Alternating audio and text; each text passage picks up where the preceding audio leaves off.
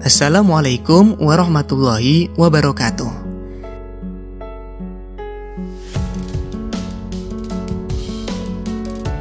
Sekarang kita akan belajar pelajaran kedua,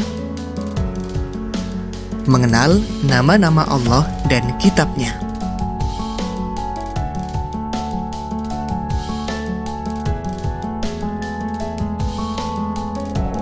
Mari belajar subtema 2, mengenal kitab-kitab Allah.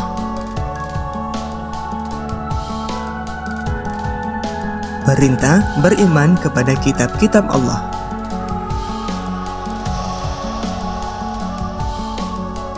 Allah menyuruh manusia beriman kepada kitab Al-Quran dan kepada kitab-kitab yang diturunkan kepada para rasul sebelumnya.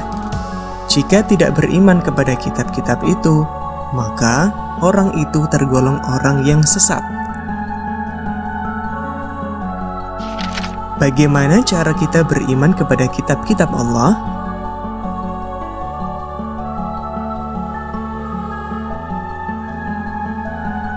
Caranya dengan meyakini bahwa Allah telah menurunkan kitab-kitabnya kepada para rasulnya melalui malaikat Jibril.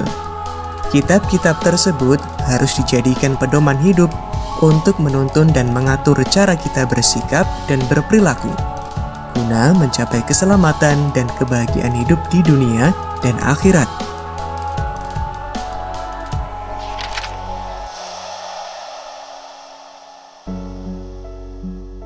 Nama-nama kitab Allah.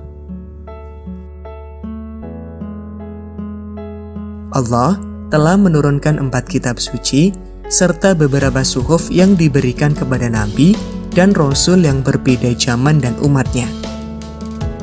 Semua kitab suci dan suhuf diturunkan oleh Allah kepada para nabi dan rasul untuk dijadikan sumber kebenaran dan petunjuk untuk memperoleh keselamatan dan kebahagiaan dunia dan akhirat. Kitab suci tersebut adalah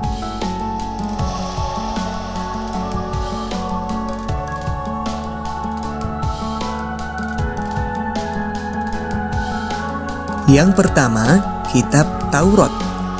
Kitab Taurat diturunkan kepada Nabi Musa alaihissalam kurang lebih pada abad 12 sebelum Masehi di daerah Israel dan Mesir. Kitab Taurat menggunakan bahasa Ibrani.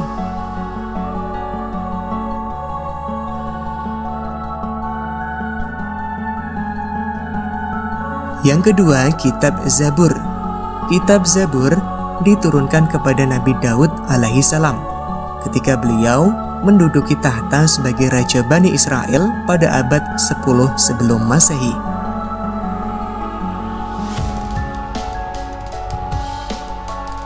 Kemudian yang ketiga, kitab Injil.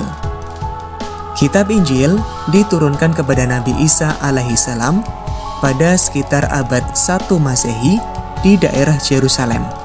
Dalam bahasa Yunani, Injil berarti kabar selamat, pelajaran yang baru atau kabar gembira. Dan terakhir adalah kitab Al-Quran. Kitab Al-Quran mulai diturunkan kepada Nabi Muhammad SAW pada abad 6 Masehi di Mekah. Peristiwa turunnya Al-Quran atau dikenal dengan Nuzulul Quran terjadi pertama kali ketika Nabi Muhammad menyendiri di Gua Hira Mekah. Turunnya Al-Quran menandai awal diangkatnya Muhammad SAW sebagai Rasulullah atau utusan Allah. Usia beliau saat itu genap 40 tahun.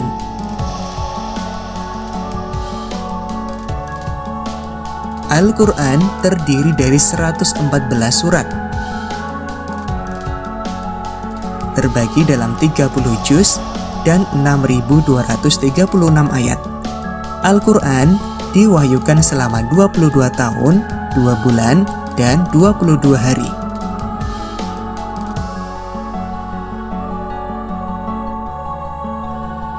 Isi pokok Al-Quran menerangkan tentang akidah, ibadah, syariah, muamalah, dan kisah Nabi dan umat terdahulu.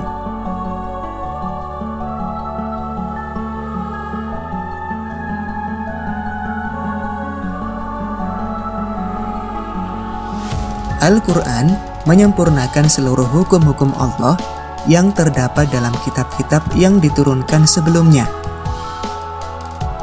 Al-Quran diturunkan untuk seluruh umat manusia sebagai rahmat bagi semesta alam atau rahmatan lil alamin.